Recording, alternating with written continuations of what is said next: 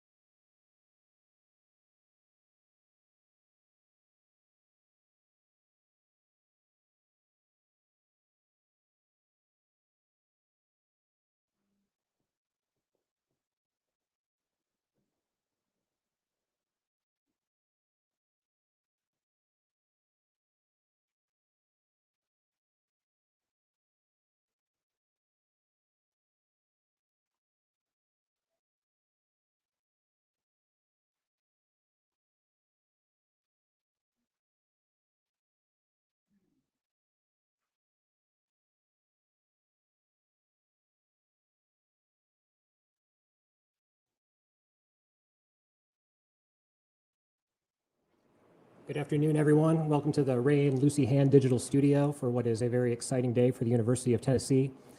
For those of you in the room, would ask that you please silence your devices. And for media members that are joining us virtually, would ask that you please keep yourself muted until you're prompted to ask questions. For those of you in the room, please do not grab the mic. We'll have someone hold the mic for you when you're called on. For the format, so that you're prepared when the Q&A portion comes, Chancellor Donde Plowman will begin with some opening remarks. She'll introduce Vice Chancellor and Director of Athletics, Danny White. He will then give some remarks. We'll take questions for Danny at that time. And then at the end, we'll have an opportunity to ask some questions for Chancellor Plowman. And with that, Chancellor Donde Plowman.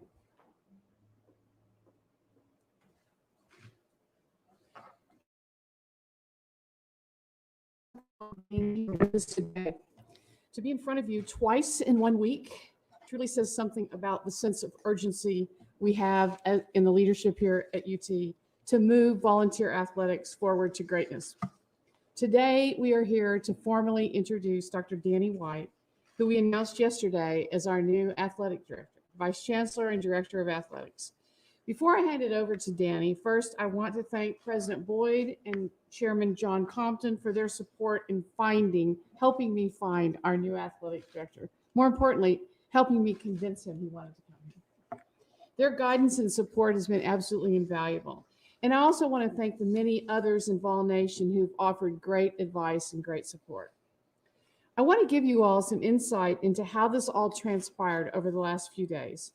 We retained Parker Executive Search Firm on Saturday, and they began to compile a list of potential AD candidates. I spent Monday evening and all day Tuesday taking calls and talking to different groups inside athletics, such as head coaches, senior leadership team, Student Athlete Advisory Council, the Faculty Senate Committee on Athletics, and groups of donors, just to try to find out what should we be looking for in our next athletic director. We were confident that the position would be attractive and attract robust interest. We were immediately proven correct. Our search firm presented us with an impressive and diverse list of prospects, but it was clear who the top candidate was. It was Danny White. We moved swiftly, and I had my first conversation with Danny on Tuesday night over Zoom during the Tennessee-Florida basketball game, actually. We both missed that. On Wednesday morning, President Boyd and Chairman Compton and I had a 90-minute Zoom meeting with Danny. And that evening, the three of us flew to Orlando to meet with Danny and his lovely family. So glad y'all are here. And we were blown away by his ideas, his character, his commitment to both academic and athletic success. Sean, Aiden, Molly, Caitlin, and James, welcome to Knoxville. We are so happy that you can be here today to help us celebrate this great day for your husband and father and our next athletic director. Danny is a leader, an innovator, a builder. He comes from an extraordinary family of college athletics administrators, including the renowned and respected athletic director, his dad, at Duke University, Kevin White.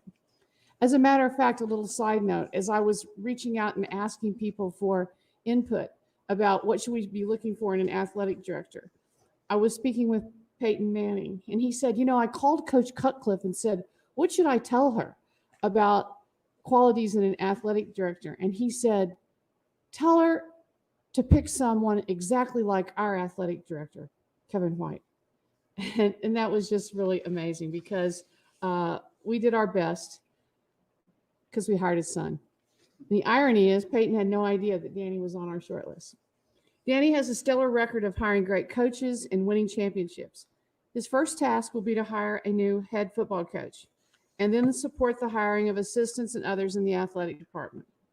In these searches, he will, of course, be looking for fierce competitors and proven champions, but he will also be looking to assemble a team of diverse backgrounds and talents, a team with character and integrity, and a team that reflects his own commitment to all our student athletes and to the best traditions of the University of Tennessee. It is my sincere honor and privilege to welcome Dr. Danny White to the great University of Tennessee. Danny.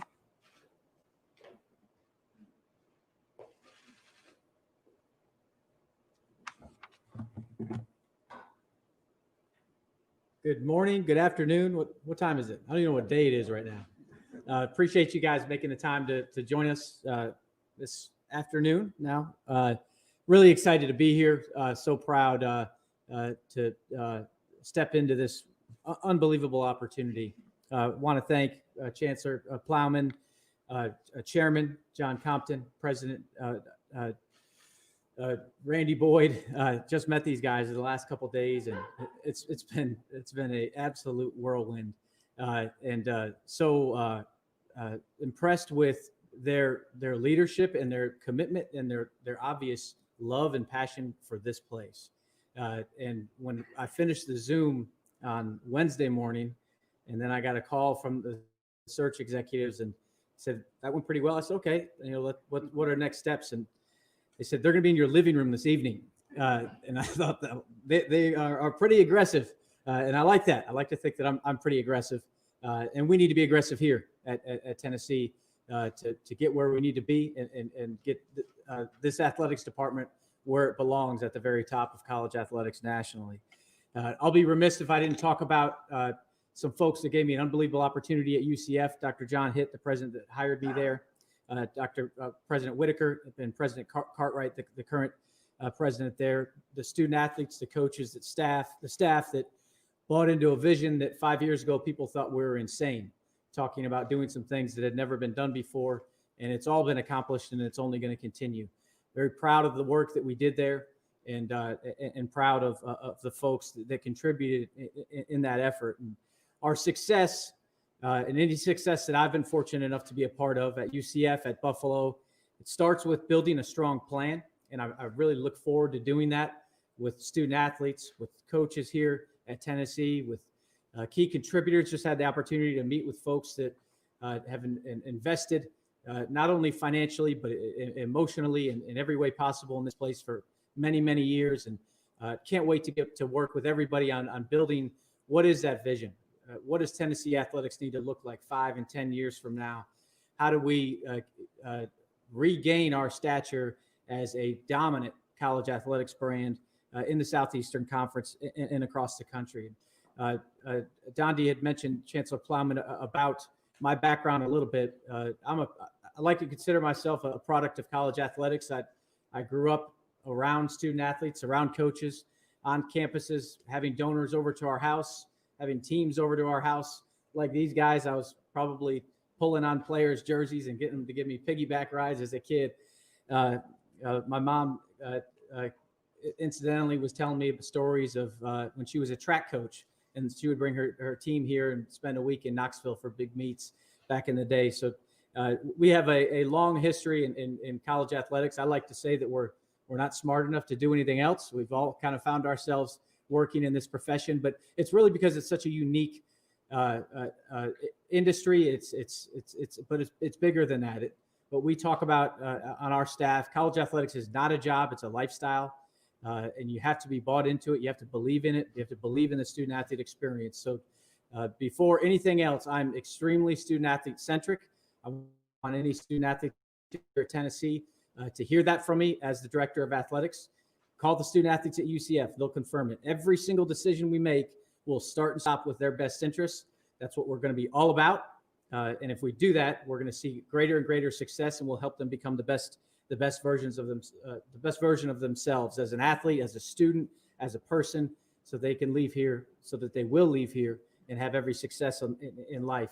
Integrity is an enormous part of who I am, of the people that we hire. I want a head coach that I can trust unequivocally, and that I know that person is going to hire a staff full of high character people. And that goes beyond just staying within the rules or following regulations, whether they be university, conference, NCAA. It's bigger than that. It's having the right moral compass that's going to rub off on our student athletes, be a role model for our student athletes, and make sure that we're developing them in every way possible that their parents would be proud of, that all of us would be proud of. Integrity is huge. And I believe college athletics is all about the people, recruiting and retaining talented student athletes, coaches, staff to surround them, how we surround them. I think the same coach can be successful or not based on how they're supported from an administrative standpoint and everything that needs to happen from a day-to-day basis, the energy that we approach our job with every day to support our programs. It's the people that make the difference. Great facilities like this and the benefactors that invest in things like this are game changers, obviously in recruiting. But if we don't have the right people, it's for naught. We have to be very intentional about recruiting and retaining and developing our talent here in all facets at Tennessee athletics, and building a championship culture. We talked about this the other night. There's a lot of different ways to define culture. The way we've defined it at UCF is, at least a symbol of it, is when I see student athletes realizing, any team, they're not going to be successful if the individuals don't realize that the team goal is bigger than themselves. But beyond that, the team's understanding that the overall athletic department and the success of all the teams around them is bigger than just their individual team.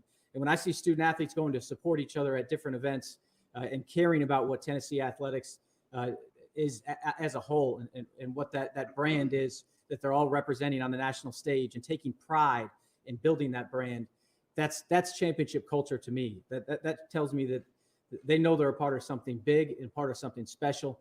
And I think that's where we can achieve greater and greater success. And a lot of that may be already in place. There's a lot of great things happening at Tennessee athletics. There's unbelievable Olympic sports that have accomplished so much.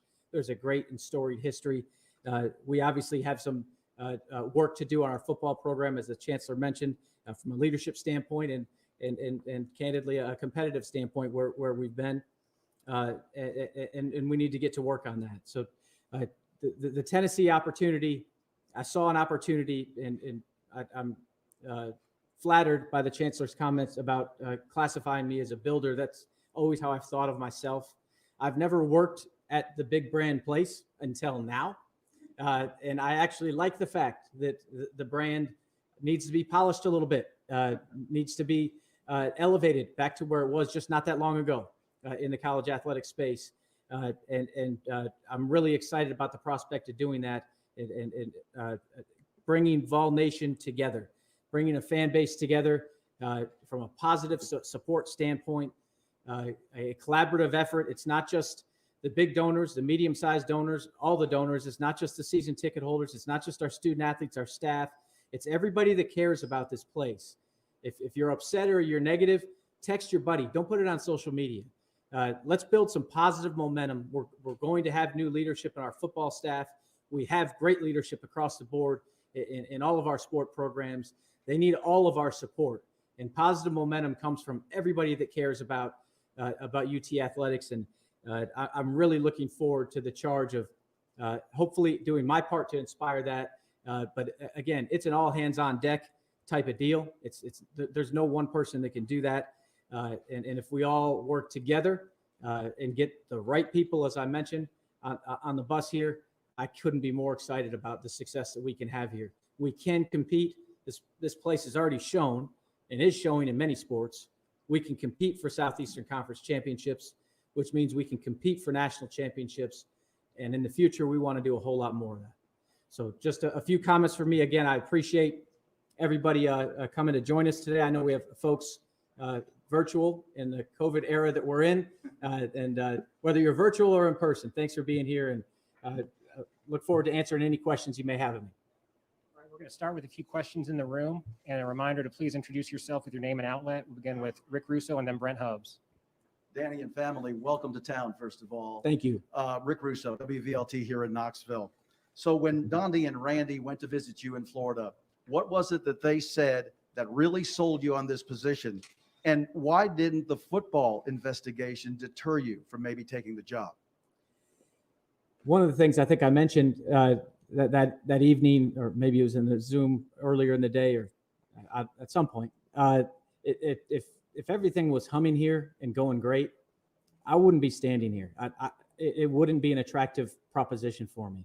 I was really proud and excited about what we were building kind of ground up at UCF. And this isn't a ground up because it's been there. But there's a lot of building that needs to happen. So the challenges in terms of the NCAA investigation and the challenges in terms of not being where we want to be competitively in football, that excites me. That energizes me. And I want to be a part of fixing it and a part of building it. And so going back to what they said, I think it's probably about more how they said it. When I saw the alignment of the leadership of this university and how they connect with each other, and as I mentioned, the obvious love that they have for this institution, it's hard to identify, but my wife and I talking, we just felt like it was something we want to be a part of. And we knew, and I've known coming through the college athletics ranks, what Tennessee athletics is and can be on the national stage in college athletics. And again, just want to be a part of it. Two quick questions. One, what is your message to your football players and what's your timeline for a coach?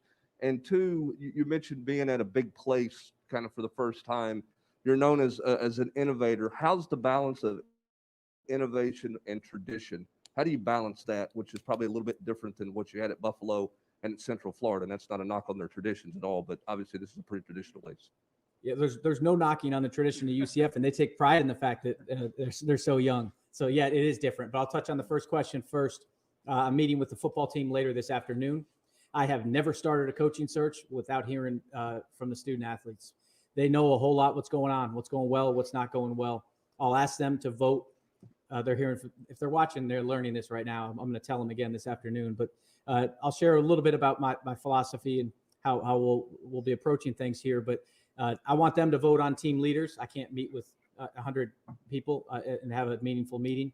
I want to meet with 6, 7, 8, 9 of them and give them a little bit of time, give the rest of the team some time to, after they voted on their team representatives, and give them time to kind of download everything they're thinking. And I'll ask that group to share with me, represent to me what the thoughts are, what's the tenor of the roster, what they think they need in terms of attributes. We're not going to be going over candidates. That's not fair, obviously, to potential candidates. But that's helped me in every search that I've been a part of, that I've led. And I think it's been a big part of why the vast majority, if not all of those searches, have led to a better than expected first year, which allows a new leader of a program to get some momentum early on. In terms of tradition, I have a lot to learn about Tennessee. I want to continue to be innovative. I want us to be a place that comes up with that new idea. I love it when other athletic departments follow what we did at UCF, steal our ideas. I take great pride in that. But we're not always going to have great ideas. We're going to have some bad ideas too. And we got to make sure we don't have too much pride to stick that one in the trash can because it didn't work. But you're right. And I do acknowledge it's a different place. The same things that we did at UCF aren't necessarily going to be applicable here. And I recognize and I honor the vast tradition here. And so it's a balancing act. Denny, David Owen with The Athletic. What does your process look like for hiring a coach? Can you kind of walk us through what that, from sort of start to finish, how you envision that process playing out? Ideally, in the age of social media and everything, I don't know if it'll be possible, but ideally it starts and it ends with the student athletes. And I've been able to accomplish that in most of, I think all three of my football searches, but I want to hear from them first, and I want them to be the first ones to find out who their new coach is. What happens in between, there's a whole lot going on there. And I'm going to do a lot of homework. I've spent a lot of time researching and calling on. I'm fortunate to have a pretty significant network in intercollegiate athletics. And I realize it's probably because of the way I grew up, but I can get a candid opinion about folks and really understand who they are from a character standpoint. I don't want to even be interviewing someone if I have questions about that. And make sure that the person we're bringing in to run our program is going to do it the right way. It's going to do right by these kids, and is going to have an aggressive vision to get us highly, highly competitive. So I don't know that I can offer any more detail than that because it's a pretty fluid situation. Danny, have you talked to Kevin Steele? Is he a candidate for the head coaching job? And do you feel like you need to get somebody in place before the Wednesday signing day in February? Hadn't thought as far in terms of the Wednesday signing day, kind of operating on about 3 hours sleep for the last 6 days combined, trying to figure this all out. I'm scheduled to visit with Kevin later this afternoon everybody's a candidate. Everybody in this room is a candidate at this point. We have not narrowed. Yeah, go ahead.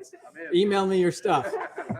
We have not narrowed this thing down at all. We're working through it, and but we are going to move quickly.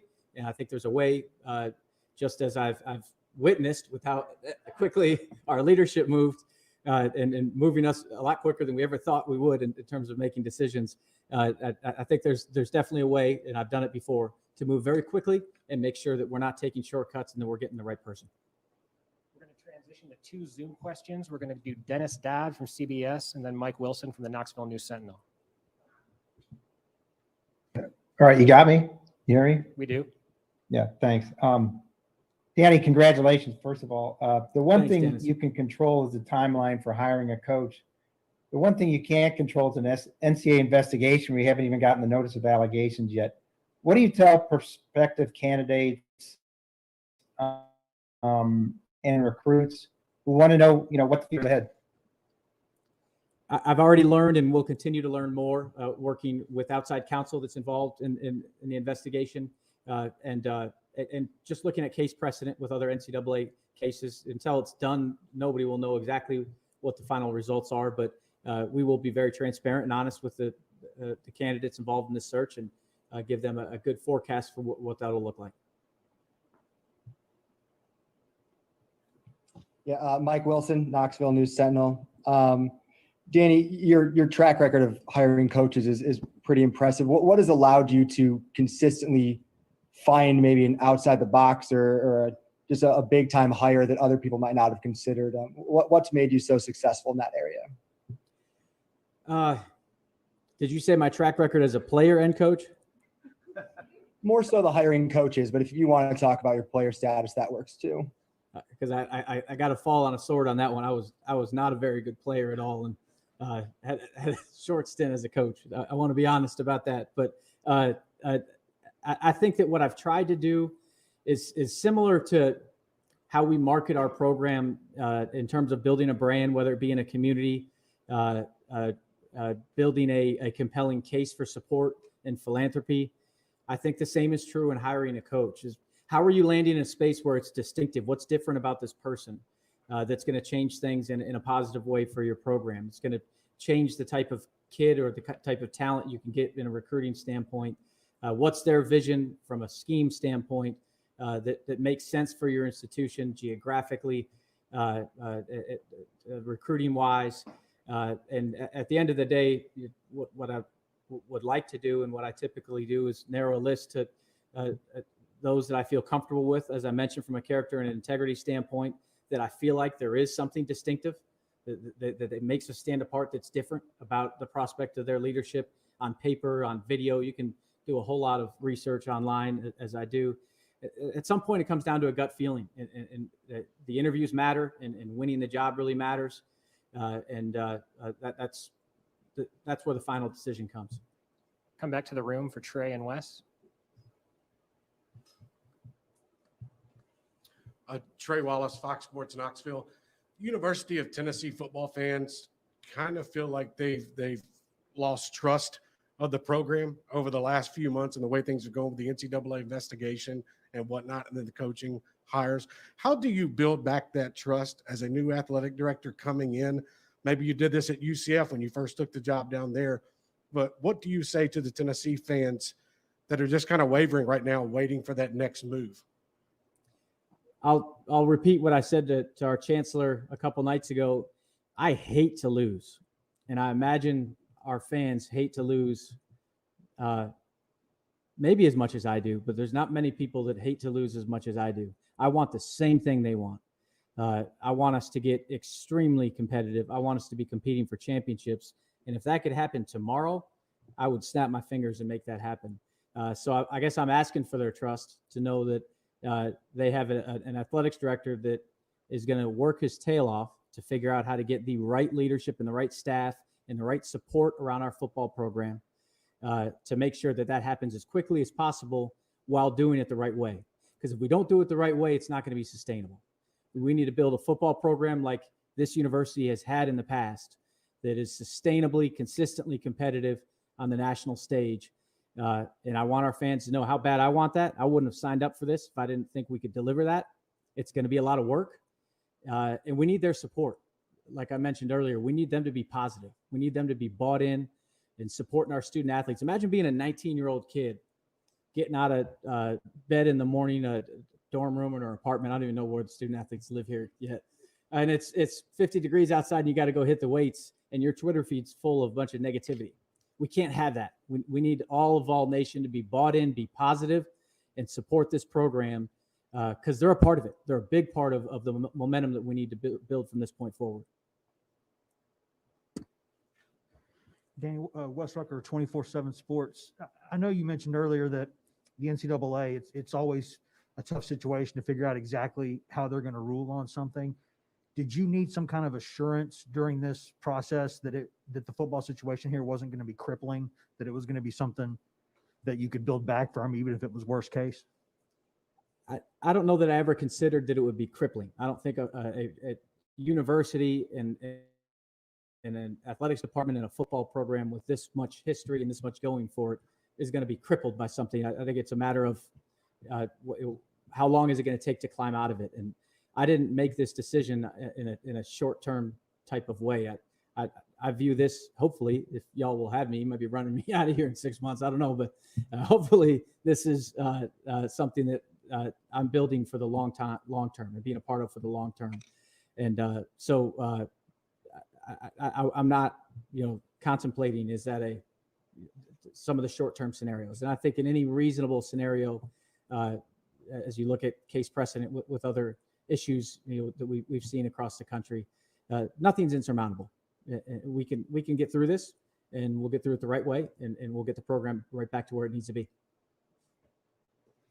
Welcome to Knoxville, Mr. White. Madison Blevins here with WBIR TV.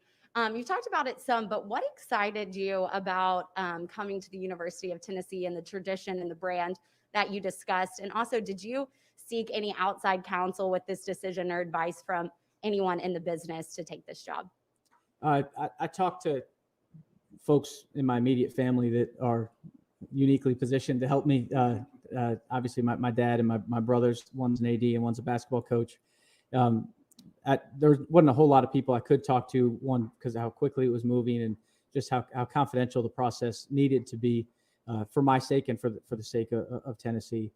I just, the more I learned about it and the more what gelled it and sealed it for us is these three individuals, the leadership and what I mentioned earlier. They really care, and I really felt like I have and I would have their support unequivocally. And it's a big job. It's going to be a big challenge, and there's strong leadership here. And I was in a great situation. Never thought I'd leave. If you would ask me 7 days ago, I would have said no, never leaving. So I'm not walking away from something. I'm running towards something that I think is a unique, a once in a lifetime opportunity to restore one of the most iconic brands in college athletics. Pivot back to Zoom for 2 more questions. We'll go David Pascal, then Mike Bianchi. Danny, congratulations. David Pascal from down here in Chattanooga. You've worked in the SEC before, so you know about the passion of its football. I was curious what the first few weeks and months of 2018 were like for you. I would imagine your inbox was getting pretty full when there was that back and forth of who the real national champion was. I just didn't know what that time was like for you, and if you could share maybe 1 or 2 of the more amusing responses you got. Well, it was all amusing. There was more than one national champion that year, and I look forward to a better postseason. I think everybody knows that, and I think we're on the right track towards getting it. I think it's gonna be awesome for college football. It's gonna be awesome for Tennessee. It's gonna be awesome for all of college football, and for the student athletes that compete and participate in it, and should have the ability to settle it on the field. Yeah, it's kind of funny. I'm on the other side of that conversation now. I'll have been for a few hours now. But if I had to do it all over again, I'd do the same thing. I think that what those kids accomplished that year needed to be defended, and felt like in the role that I was in, I needed to fight for them and what they had accomplished, which was phenomenal. An undefeated season is really tough to do. and I'd do it again for any of our teams here. And it's just who I am. And as I mentioned, I believe in student athletes, and I believe in the true spirit of competition.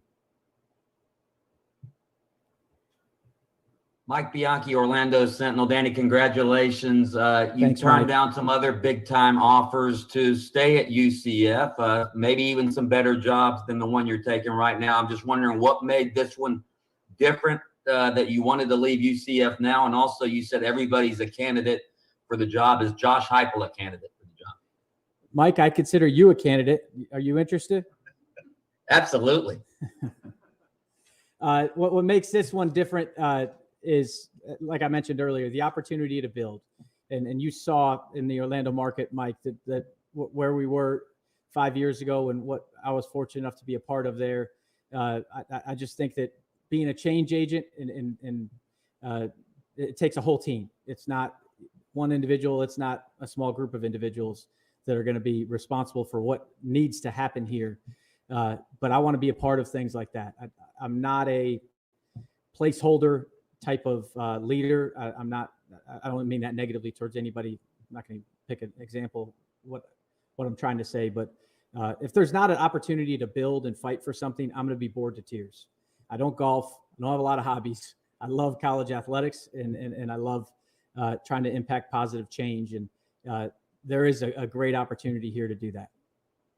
Before we get to the chance, I will take two more. Blake in the room, and then Gentry Estes from the Tennessean on Zoom. Danny, Blake Topmeyer with Knoxville News Sentinel. Regarding the coaching search, one, do you consider head coaching experience a requirement for the job? And then two, you've mentioned the social media Vols fans. It's well known. How do you prevent a scenario where it becomes kind of hire by fan survey, as happened the last time this job was open? The last few coaching searches I've done at UCF, there was that list of the 1, 2, 3, 4, 5. Everybody's debating who it should be, and the people we hired weren't even on that list. I'm not paying attention to that list. If I am, then I don't know why you hire me. You might as well just go look at the list and start calling them up and see who wants to do it.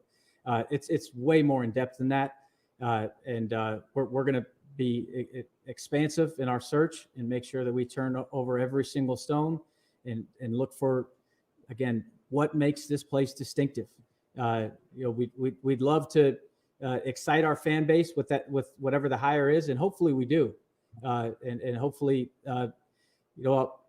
sometimes as I think about when I'm in a room with people with opinions, and all of them have jobs that they're way smarter than me. There could be a doctor or an electrician, and they can all do all sorts of things that I would not be able to do in a million years.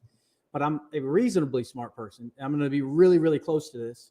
And I'm going to have all the facts at hand, and I'm going to do my very best to make the best decision for the University of Tennessee and its football program.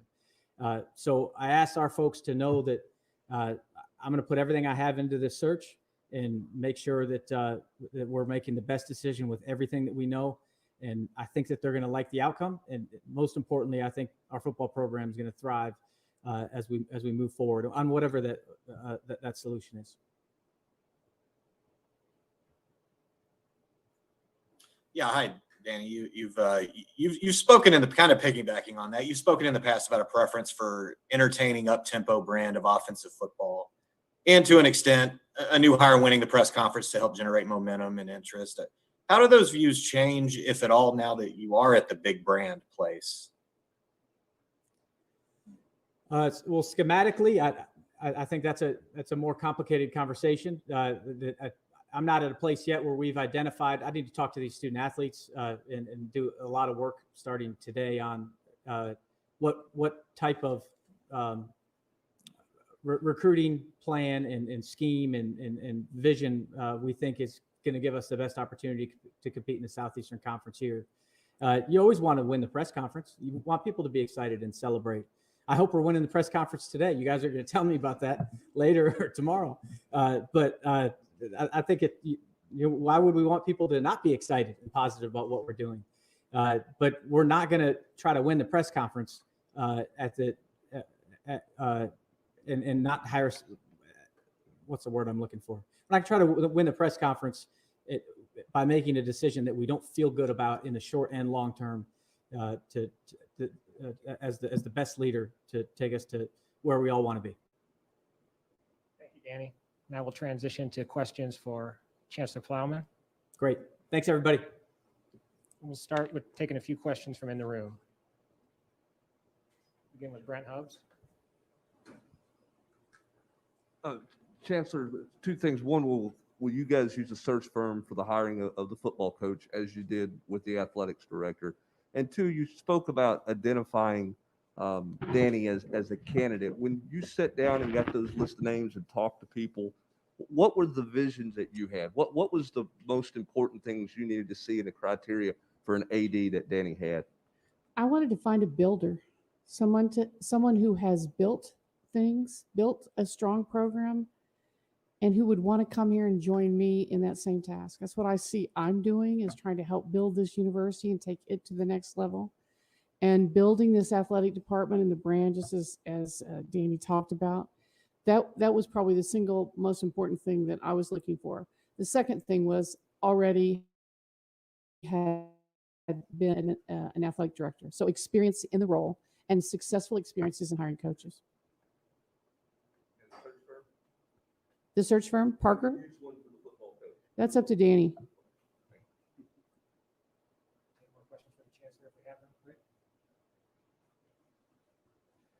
Chancellor, in the short time, we were just here Monday, but in the short time where there may be other candidates that might have stood out, but what was it that kept drawing you back to Danny White?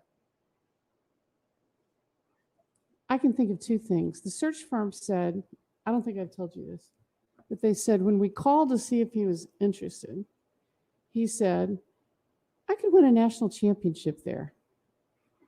I don't know if that's true, but that's what they told me.